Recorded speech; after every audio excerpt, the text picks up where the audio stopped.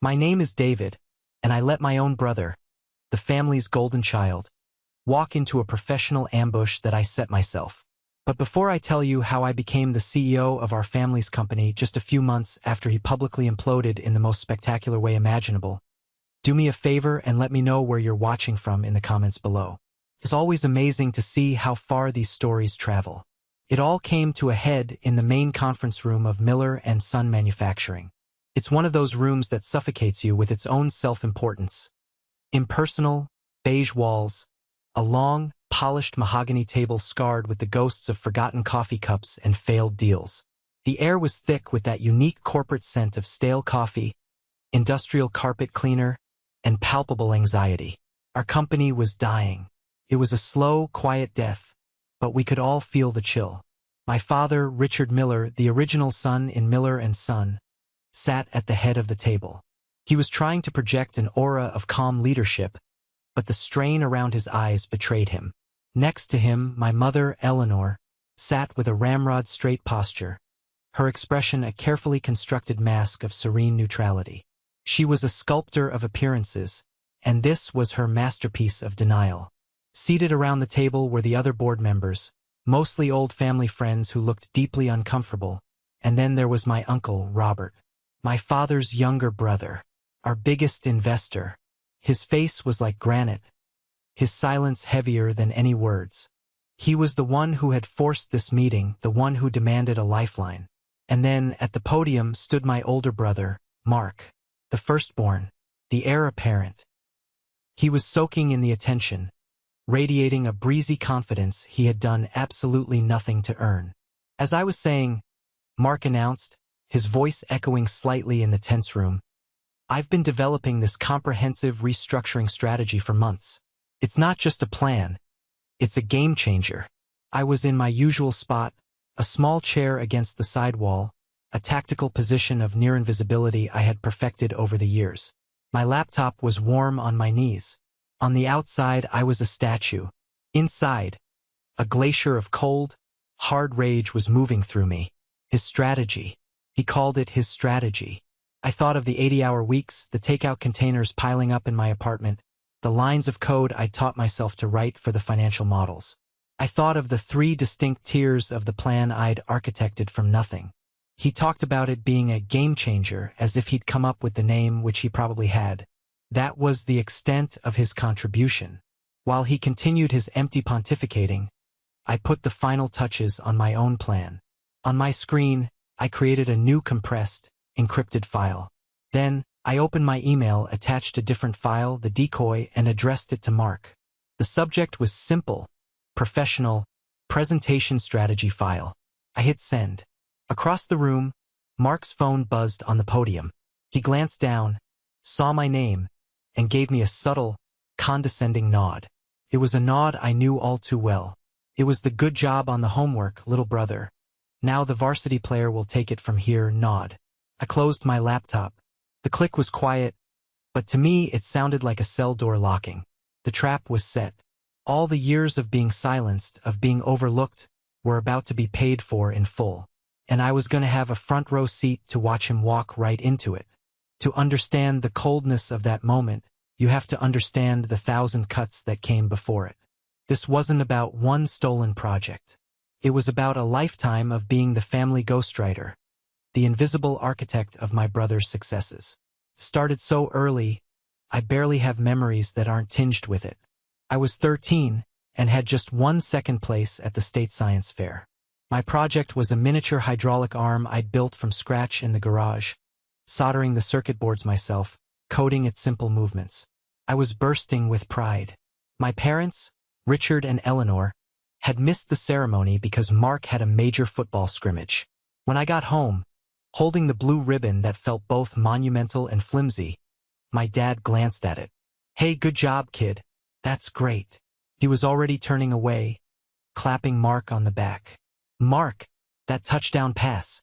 What an arm. You're a natural leader out there." Mark beamed. I just stood there, the smell of burnt solder on my fingers, feeling like I was fading into the wallpaper. Just a few years later, when I was 16, we both had summer jobs at the factory. My father thought it would build character. I was put in inventory and I loved it. I found a way to reorganize the entire stocking system, creating a new tagging method that reduced retrieval times by almost 20%. I was meticulous, drawing up diagrams, testing the workflow. Mark was put in shipping. His job was to make sure the trucks were loaded correctly. One sweltering July afternoon, he was in a hurry to leave to meet his friends.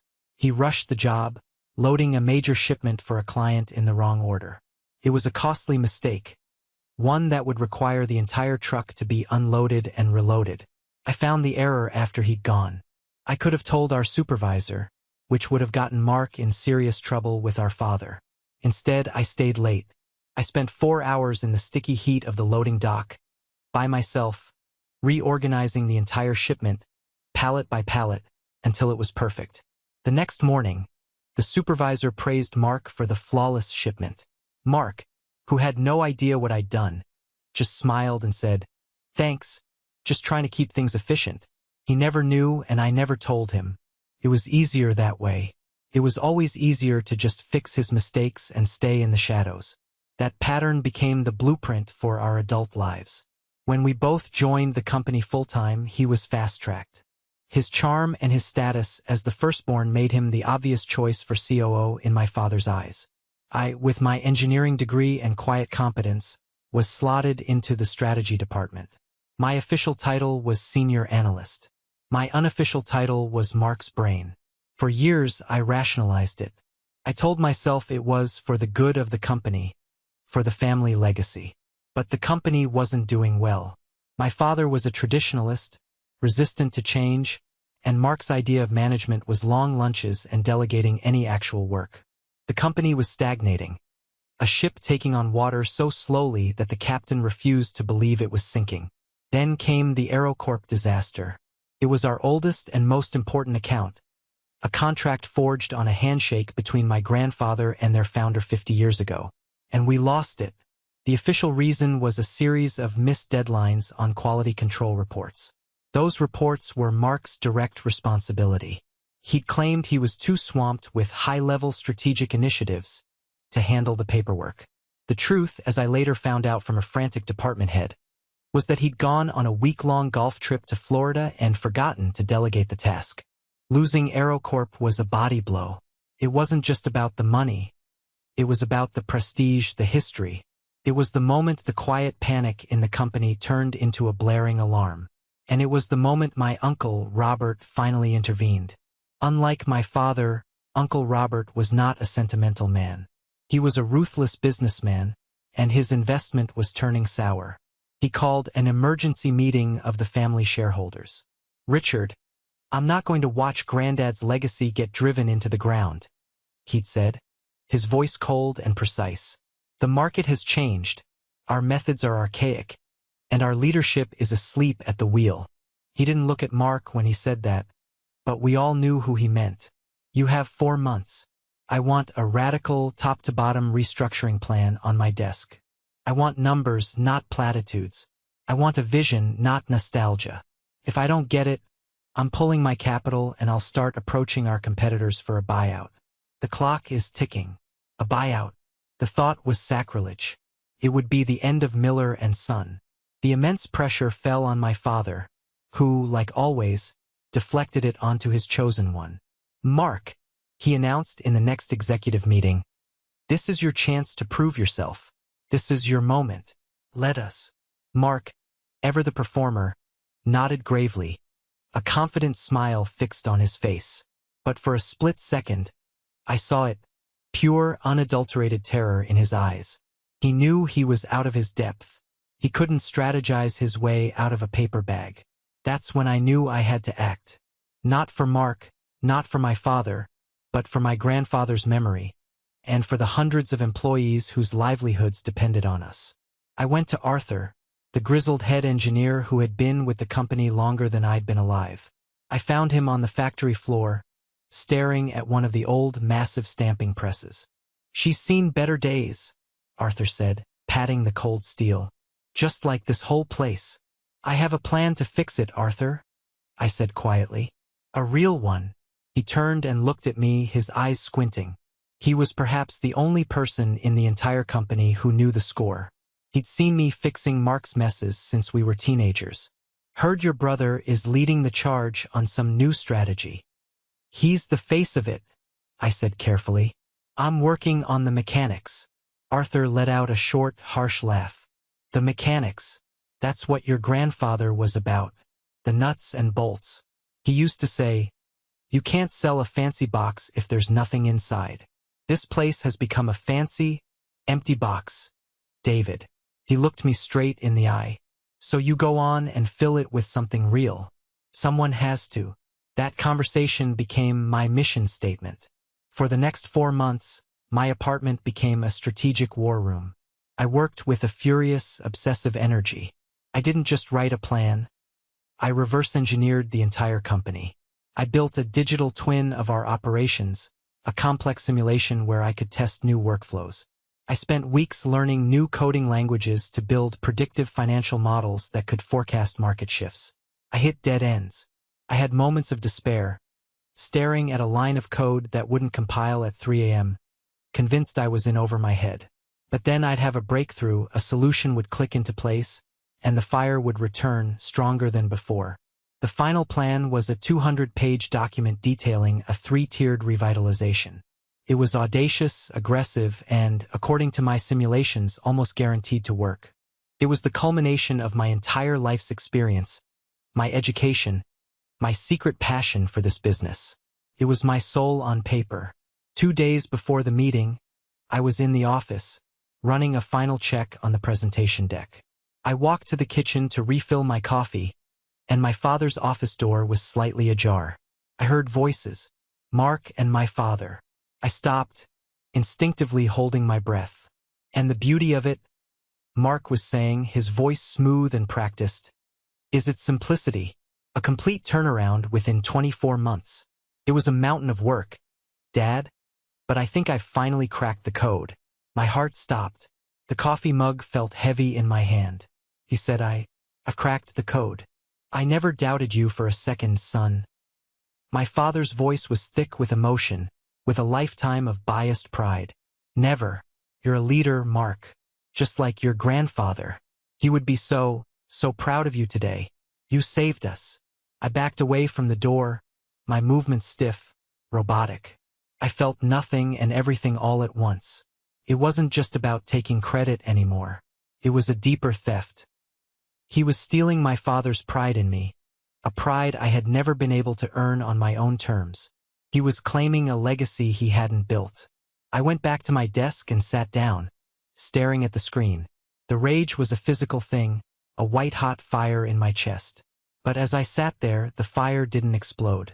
It began to cool, to compress, condensing into a single, sharp point of diamond-hard clarity. He wanted to be the hero.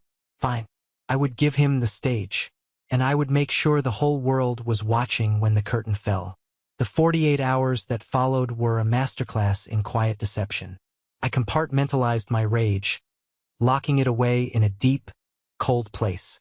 In its place was a chilling, methodical focus. I was no longer a victim of my family's dysfunction. I was a strategist, and this was the most important campaign of my life. The first thing I had to do was kill any impulse to seek a private resolution. The old David would have. He would have appealed to reason. So, the next morning I went through the motions. I approached my father in his office, adopting a tone of earnest concern. Dad, can we talk for a minute about the presentation? I began. I've been running some numbers and I've identified a few high-risk variables in the initial rollout phase. I think we need a more conservative approach. I can walk you through the data. I was offering him a chance, an off-ramp, a chance to engage with the actual substance. He was in the middle of signing some papers and didn't even look up. David, I appreciate your diligence, I really do. But Mark is the quarterback on this one. He's got the big picture in mind. Give your notes to him. We can't have too many cooks in the kitchen right now. We all need to get behind our leader. Our leader. The words were like a slap in the face. It was the final, definitive confirmation. My father wasn't just being blind. He was actively choosing not to see. He didn't want the best plan. He wanted his favorite son to have the best plan. The door was closed, locked, and I had no intention of knocking again. My plan began to solidify. Mark's arrogance was my greatest weapon, but I needed to nurture it, to make him feel utterly secure in his position. That afternoon, I saw the perfect opportunity. My uncle, Robert, had cornered Mark near the executive coffee machine. I made myself busy at a nearby filing cabinet, pretending to look for a file, every nerve ending straining to listen. "Mark," Robert said, his voice a low rumble. "Your father's putting a lot of faith in you. Don't let him down. This presentation needs to be flawless." "Don't worry, Uncle Robert," Mark said, his chest puffing out. "I've been working on this night and day. It's solid." "Good," Robert said, putting a hand on Mark's shoulder. "Remember, a good leader knows how to delegate the details but own the vision. You're the face of this. You need to project strength and confidence. Your father needs that right now." It was a masterstroke of manipulation, though not in the way Robert intended. He was trying to bolster the air, to ensure a smooth performance. What he was actually doing was writing Mark's permission slip. He was telling him it was okay to use me, that it was what a leader does. I could see the message landing in Mark's eyes. He wasn't stealing, he was delegating. He wasn't a fraud, he was a visionary. I almost had to thank my uncle. He had just made my job infinitely easier. That night was my Gethsemane. I went home to my quiet apartment and laid out my tools. I had 2 USB drives. One was a sleek, metallic drive, my personal one. The other was a cheap, plastic thing I'd gotten for free at a trade show. The decoy. On my laptop, I built the trap. It was a zipped folder named Project Phoenix Final. Inside, I created a 50-slide PowerPoint.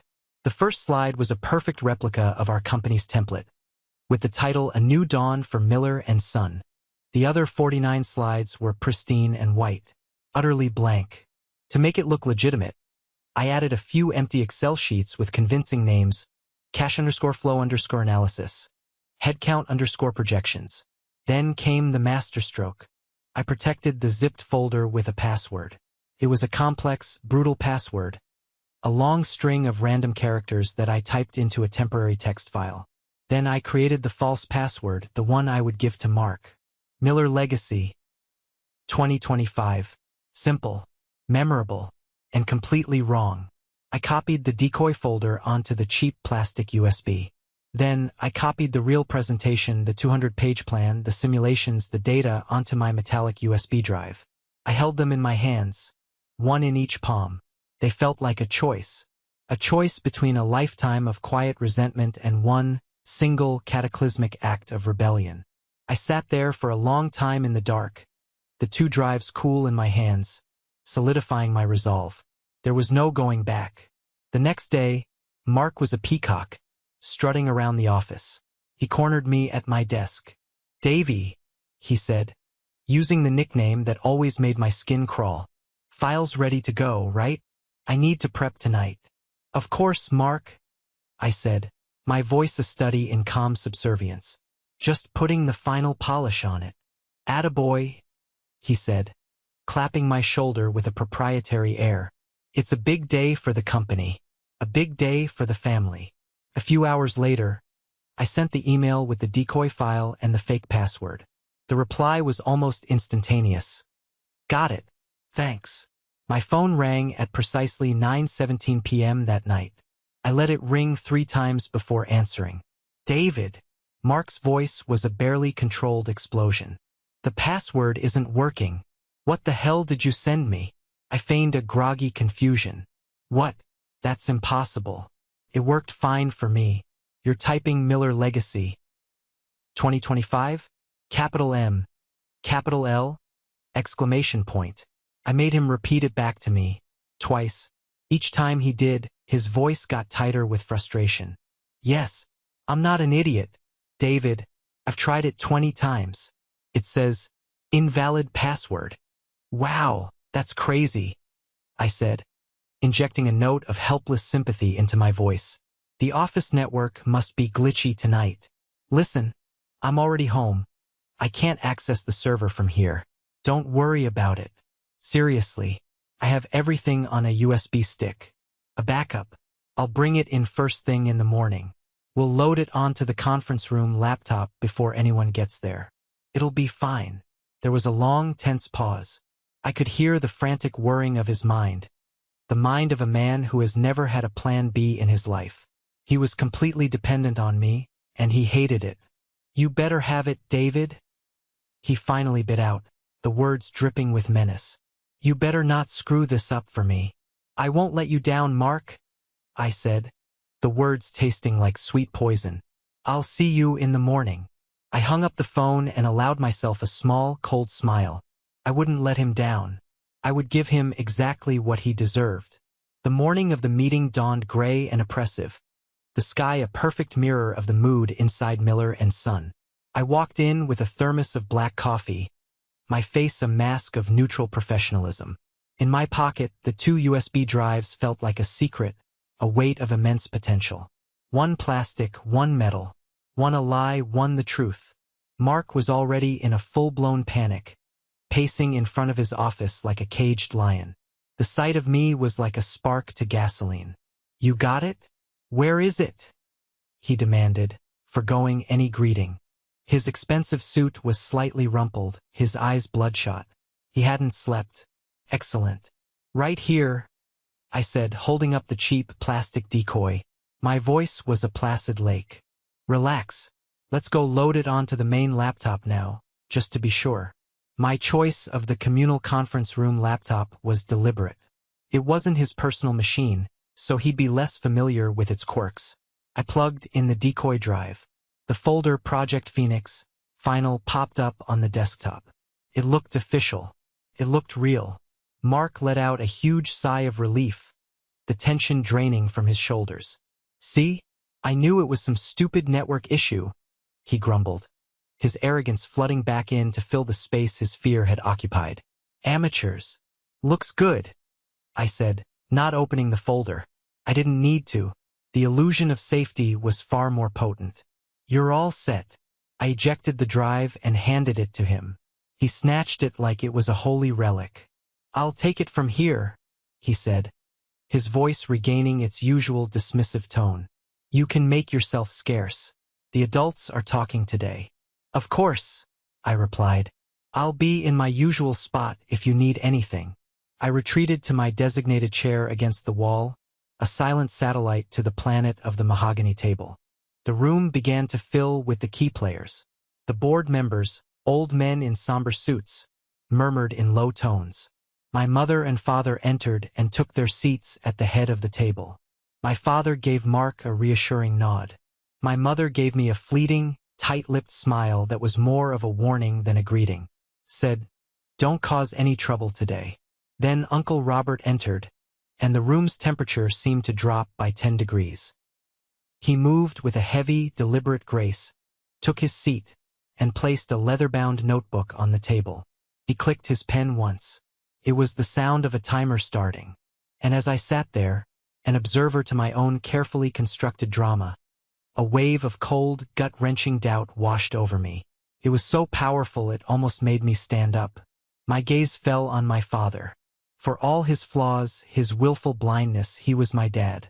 I remembered him teaching me to ride a bike, his hands steady on the back of the seat until, suddenly, it wasn't, and I was flying on my own. I looked at my mother. I remembered her reading to me at night, her voice soft and soothing. This wasn't just a corporate coup. This was a family. A broken, dysfunctional family, but my family nonetheless. Was I really about to detonate a bomb in the middle of it, all for the sake of being right? The fallout would be immense. The relationships, already strained, might be shattered beyond repair. Maybe the price was too high. I could stop it right now. Just a quick word, a discreet swap of the USB drives. Mark would get his undeserved victory. Things would go back to the way they were, and the fragile peace would be kept. Then I looked across the room. Mark had caught my eye. He gave me a slow, smug wink. It was tiny, almost invisible to anyone else, but to me it was a bonfire of condescension. It wasn't a wink between brothers. It was a wink from a user to his tool. And in that instant, all my doubt evaporated. It was replaced by a righteous, clarifying anger. This wasn't just about my hurt feelings. This was about the legacy my grandfather had built with his bare hands. It was about Arthur and the other 100 employees whose futures were being gambled away by an incompetent fraud. This wasn't just about being right. It was about doing right. My father cleared his throat, calling the meeting to order. His opening remarks were a clumsy tapestry of nostalgia and corporate jargon. He talked about facing headwinds and leaning into the future. Then, with a proud flourish, he ceded the floor. And now, to walk us through his vision for that future, my son and our COO, Mark Miller. Mark stood up, basking in the attention. He strode to the podium, plugged in the decoy USB, and took a deep, theatrical breath. He beamed at the board, a conquering hero ready to claim his kingdom.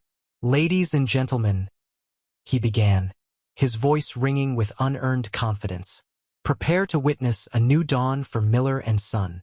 He raised the remote, aimed it at the screen like a weapon, and clicked the button. The click of the remote was definitive. It echoed in the tomb-like silence of the room. Every pair of eyes, hopeful, skeptical, and anxious, was fixed on the large projection screen. For a heartbeat, the screen remained blank. Then it flickered, not to the polished, professional title slide Mark was anticipating, but to a stark, brutal error message. A single white window on a black background.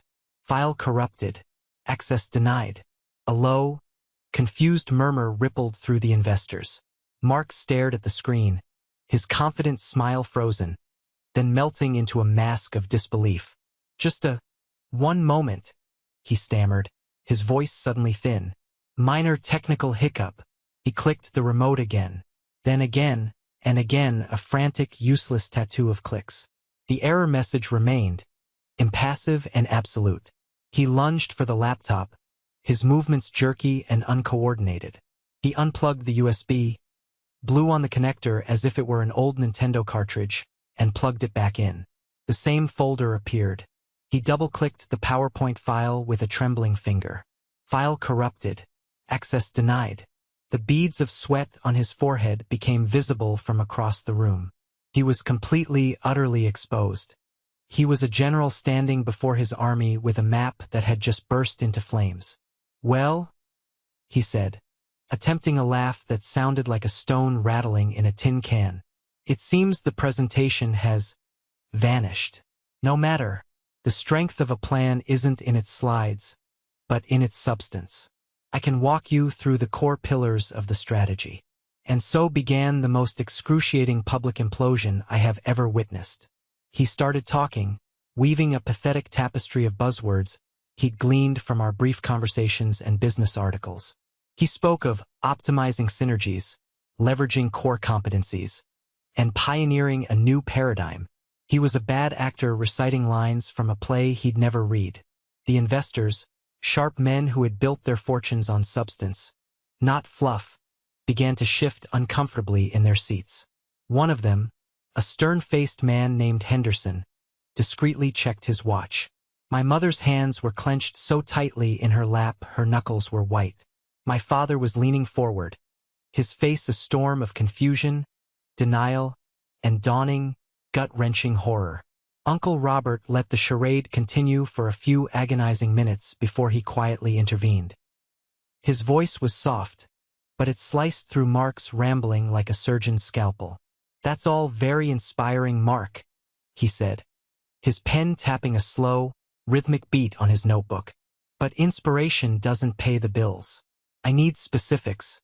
Let's start with your proposed operational budget for the next fiscal year. What is the top-line number?" Mark's rambling came to a screeching halt. His eyes darted around, searching for a lifeline that wasn't there.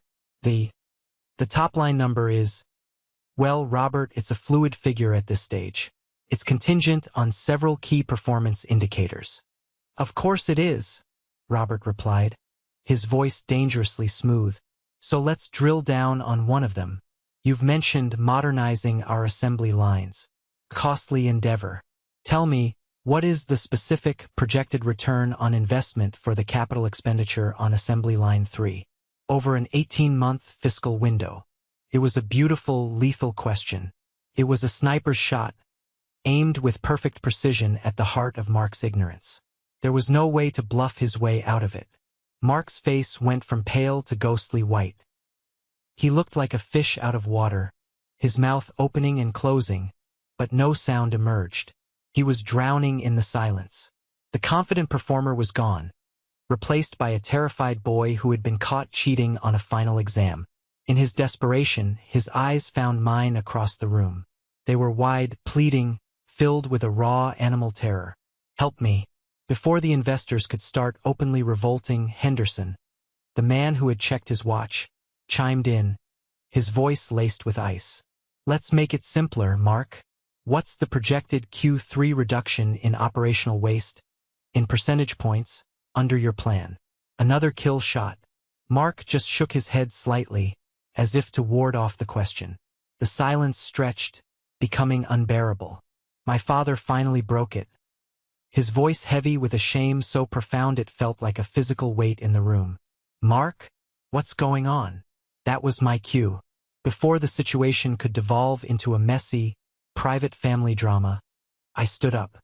My movement was quiet, but it drew every eye in the room.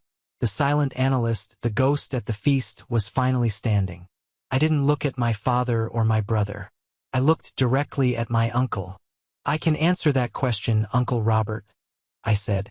My voice was calm, steady, and loud enough to fill the room.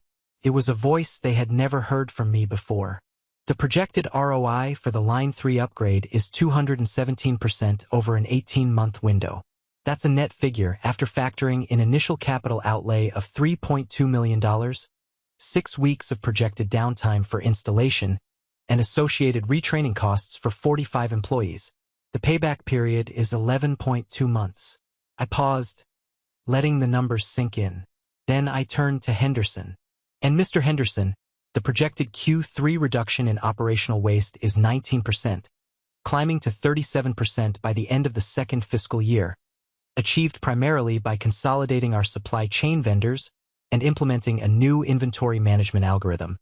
A stunned silence fell over the room. Uncle Robert's eyebrows had disappeared into his hairline. A flicker of something, not just interest, but genuine excitement, lit up his eyes. I walked to the front of the room, my footsteps the only sound. Mark seemed to shrink as I approached, stepping aside without a word. "My name is David Miller," I announced, "and the restructuring plan for this company is my work. I have been its sole author for the past 4 months. I reached into my jacket pocket, pulled out the sleek, metallic USB drive, and slid it into the laptop's port. "Forgive the technical difficulties," I said, allowing a sliver of irony into my tone. "Let me show you the plan." I clicked the remote. Instantly, the screen came alive with the real presentation. It was dense, professional, and powerful. Project Phoenix, a 3-tiered strategy for the revitalization of Miller and Son. Authored by David Miller. For the next 25 minutes, I was transformed. I was no longer the quiet little brother. I was an expert in my field, a master of my material. I moved through the slides with a fluid, passionate confidence. I explained the nuanced data, broke down the complex financial models, and detailed the step-by-step implementation timeline. I showed them the embedded video simulations of the revitalized factory floor, a ballet of efficiency and productivity. I didn't just present a plan. I presented a future, a believable, profitable future. When I concluded with the 5-year growth projections, there was a beat of stunned silence. Then Uncle Robert started to clap. Not polite applause, but a loud, enthusiastic ovation. Henderson joined in, then the other investors, one by one, until the room was filled with a roar of approval. In the midst of the applause, I looked at my family. Mark was already gone. He had vanished, slipping out of the room like the ghost I used to be. My mother's face was a mask of pure, unadulterated horror. She wasn't looking at me with pride. She was looking at me as if I had just set fire to her home. And my father, he was just staring at me, his mouth slightly agape. His face was a battlefield of emotions. Shock, shame, betrayal, and, for the very first time in my life, a look of profound, undeniable awe. The old king was dead, and the new one had just been crowned. The sound of the applause was a physical force, a wave of validation that washed over me. When it finally died down, the atmosphere in the room was unrecognizable. The fear and skepticism had been replaced by a kinetic, forward-looking energy. The investors, who had walked in prepared to read the company's last rites, now surrounded me, their faces lit with excitement. "David, the inventory algorithm you mentioned," Henderson began, his earlier iciness completely gone. "Is that based on a JIT model or something more predictive?" "It's a hybrid predictive model," I answered. "It uses machine learning to analyze past seasonal demand and forecast future supply chain pressures, creating a more dynamic buffer than a traditional JIT system." Another investor chimed in, "Your numbers on retraining costs seem low. How are you accounting for that?" "We're partnering with the local community college," I explained. "I've already had preliminary talks. They're willing to co-develop a certification program, subsidized by a state workforce development grant I've identified. It reduces our direct costs and invests in the local community." They fired questions at me for 10 solid minutes. They weren't just testing me. They were engaging, collaborating. We were building on the plan right there in the room. I felt a sense of belonging, of professional respect, that I had craved my entire life. Through it all, I was acutely aware of my parents, sitting silently at the head of the table. They were the statues now. The power in the room had bypassed them so completely they had become irrelevant, relics of a previous administration. No one looked to my father for his opinion. No one sought my mother's reassuring smile. They were just there. Finally, Uncle Robert, now acting as the de facto master of ceremonies, clapped his hands together. Gentlemen, let's give David some breathing room. We're all very impressed. The board will convene in an emergency session tomorrow morning at 9 a.m. to formally discuss the path forward. David, we'll need you there." It wasn't a request. It was a summons. As the investors filed out, shaking my hand, their minds already churning with possibilities, the vast room slowly emptied until only the three of us remained. The silence that descended was thick and suffocating, filled with the ghosts of everything that had just happened. My mother found her voice first. It was a strained, brittle whisper. "David, how could you do this to him?" I turned to face her, the adrenaline beginning to fade, leaving a profound weariness in its place. "To him? What about what he did to me, Mom? What he was about to do to this company, to hundreds of employees? But in public?" she insisted, her eyes welling with tears of shame, not sorrow. "You embarrassed him. You embarrassed us. In front of Robert, in front of everyone. He embarrassed himself by trying to pass off a lifetime of my work as his own," I said, my voice flat. "I just stopped being a party to the lie.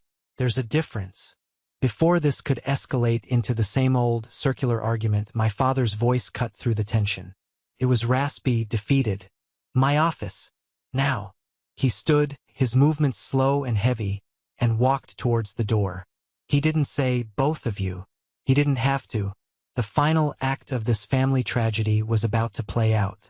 My father's office felt like a museum of a fallen empire.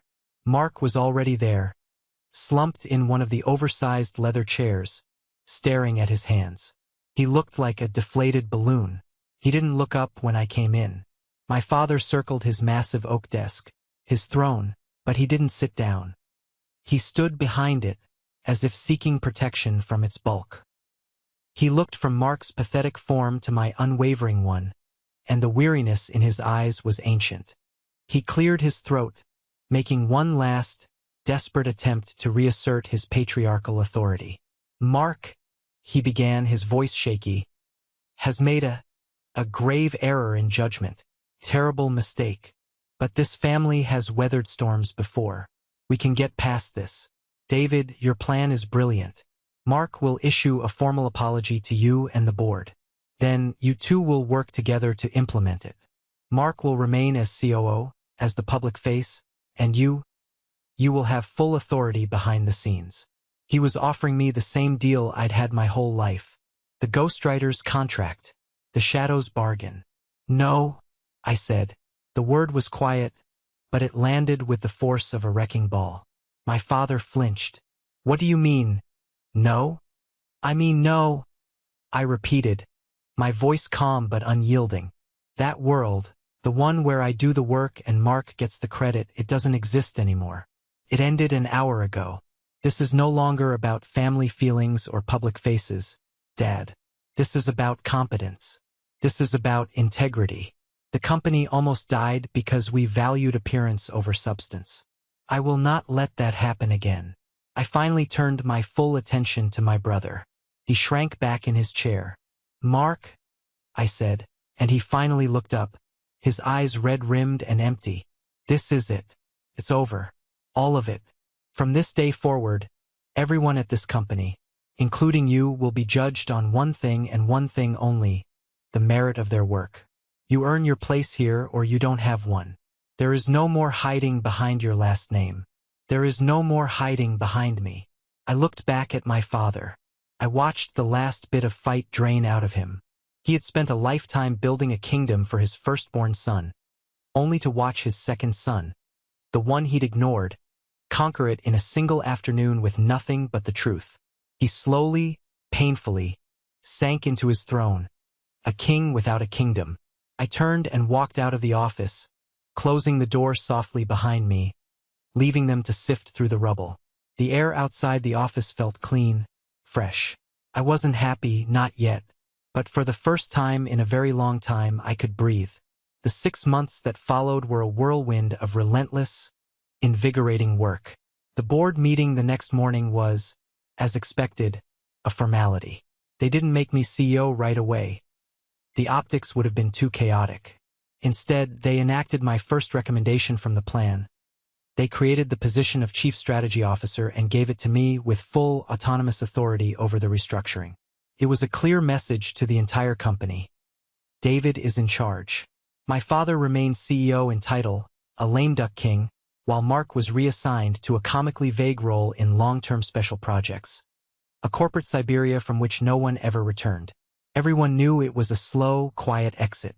I dove into the work with a fervor I hadn't realized I possessed. I practically lived at the factory. My first act was to call a company-wide town hall.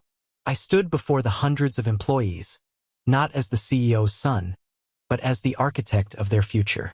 I walked them through the plan, the painful cuts that were necessary, the new investments in training and technology, and the vision for a stronger, more resilient company. I was honest about the challenges, and I made them a promise. From now on, I said, the best idea wins. I don't care if it comes from the executive suite or the loading dock. We will be a company built on merit. The initial skepticism was thick. They'd heard empty promises before, but then they saw the changes. I started with small, visible things. I approved the new ergonomic equipment the factory floor team had been requesting for years, something Mark had dismissed as too expensive. I implemented a transparent suggestion system where good ideas were not only heard but rewarded with bonuses. I spent hours with Arthur and his engineering team, not telling them what to do, but asking them what they needed. We worked side by side, troubleshooting the new machinery installations. I remember one particular afternoon, working on a stubborn conveyor belt, covered in grease, when a veteran machinist named Sal came over. He'd been with the company for 40 years and was notoriously cynical. He just watched me for a minute, then said, "Your grandfather used to get his hands dirty like that." He nodded once, a sign of respect that meant more to me than any applause from the boardroom, and walked away. Slowly, painstakingly, the culture began to shift. The quiet resentment was replaced by a buzz of cautious optimism. Our efficiency numbers ticked up. Our biggest distributor, who had been threatening to leave, signed a new, larger contract after seeing our improved delivery times. We were in the black for the first time in 3 years. We were winning. My family, however, was losing. The new corporate reality had shattered our old personal one. We still gathered for holidays, but they were hollow affairs, haunted by the ghosts of what had happened. Thanksgiving dinner was an exercise in avoiding eye contact. The breaking point came, as I knew it would, from my mother. She could not reconcile the family's newfound success with her own shattered narrative. She decided to host a reconciliation dinner at the family home, a transparently manipulative attempt to restore the old order. Mark was there. It was the first time I had spent more than a few minutes in his presence since the day of the meeting. He was gaunt, a shadow of his former self. The cocksure bravado was gone, replaced by a deep, weary sadness. He said nothing, just stared at his plate as my mother prattled on about trivial neighborhood gossip, a desperate attempt to weave a blanket of normalcy over a chasm. Finally, she made her play. "David," she said, her voice dripping with false sweetness. "Now that things are stable, don't you think it's time to bring your brother back into the fold? He's learned a valuable lesson. It would mean so much to your father, to all of us." I put down my fork, my patience worn thin. "Mom, Mark has a role. A made-up title. A pity job," she snapped, her composure finally cracking. "You hold all the cards, David. You could create a real position for him. It's your duty as a brother. My duty is to the 200 employees who rely on this company to feed their families," I said, my voice low and steady. "My duty is to ensure we never end up on the brink of collapse again. That is my only priority." "So your family means nothing?" she cried, her voice rising. "My family is the reason I almost lost everything." I shot back, my own control finally slipping. This company, this family's legacy, was being driven into the ground because Dad was blinded by favoritism and Mark was in a job he could never, ever do. I did what I had to do to save it. That's when the dam broke. Her face crumpled, and the truth came pouring out in a torrent of bitterness and fear. "You saved nothing. You ruined it. I spent my entire life building a perfect picture. A respected family, a successful company, a handsome son to take over from his father. It was all laid out. It was secure. I pushed Mark. I protected him. I did everything to make sure that picture stayed perfect. And you, with your numbers and your plans, you smashed it to pieces just to prove you were smarter. You made us a public spectacle." The ugly truth hung in the air. It was never about competence. It was about aesthetics. A perfect, failing picture was better than a messy, successful reality. In the stunned silence that followed, Mark slowly, deliberately, pushed his chair back from the table. He stood up. He looked at my mother, his eyes hollow but clear for the first time. "I'm done, Mom," he whispered, his voice raspy with disuse. "I can't do this anymore. I'm done." He turned, gave me one long, unreadable look, and walked out of the house. The front door closed behind him with a quiet, final click. 6 months after that fateful board meeting, my father officially retired. The board unanimously appointed me the new CEO of Miller&Son. About a week into my new role, a small envelope arrived. No return address. Inside was a single piece of paper torn from a notebook. The handwriting was messy, but I recognized it instantly. "I'm sorry," it read. "You were right. And thank you for setting me free." I sank into my chair, the note trembling in my hand. Setting me free. All those years I thought I was the only prisoner. I never realized he was trapped in a different cell, one built of expectations he could never fulfill. The last vestiges of my anger towards him didn't just fade. They evaporated, replaced by a profound and aching sense of loss for the brotherhood we never had. It's been 2 years. 2 years since that note arrived. 2 years since I officially took the helm. Miller&Son is more than just saved. It's reborn. We're profitable, yes, but we're also innovative. We've launched 2 new product lines, and we're expanding into markets my father would have never dared to touch. The factory floor is loud, vibrant, a symphony of purpose. It's the sound of a future being built, not a past being worshipped. The landscape of my family has been permanently altered. There was no magical reconciliation. There is just a new, quieter, more honest reality. My father and I have found a fragile peace. He's no longer the towering patriarch, and I'm no longer the overlooked son. We're just 2 men, trying to understand each other. He visits the factory sometimes, walking the floor with a quiet wonder. He'll watch the new robotic arms, a far cry from the one I built for the science fair, and he'll just nod, a look of genuine pride in his eyes that's worth more than all the hollow praise he ever gave Mark. My mother and I, we are cordial. The wound is too deep, the philosophical divide too great. Perhaps time will bridge it, but I no longer count on it. Some things, once shattered, are never the same. You just learn to live with the pieces. I hear from Mark sporadically. He moved to Oregon. He coaches the local high school football team. Arthur, who is now my semi-retired, highly paid special advisor, found a local news article about him online and printed it for me. The article called him a beloved coach who had turned a losing team around. There was a picture of him on the sidelines, drenched in rain, an ecstatic smile on his face as he was lifted onto his players' shoulders. It was a real smile, a smile of pure, unburdened joy, a smile I hadn't seen since we were building forts in the backyard, before the world told him who he was supposed to be. Every so often, late at night when the office is quiet, I open the bottom drawer of my desk and I take out that small, folded note. It's not a trophy. It's not a symbol of my victory. It's a compass. It reminds me that the most brutal acts of honesty can sometimes be the most profound acts of kindness. It reminds me that leadership isn't about the title on the door. It's about the integrity in your heart. I didn't set out to burn down my family's house. I set out to fix the foundation before it collapsed on all of us. In the process, I think I inadvertently set us all free.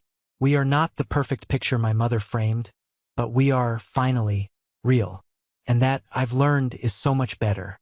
Thank you for listening to my story. I hope it resonated with you in some way. Have you ever been in a situation where you had to choose between keeping the peace and fighting for the truth? It's a tough spot to be in. Share your own story or your thoughts in the comments below. And if the story moved you, please consider hitting the like button and subscribing for more content. It really helps the channel out. Take care.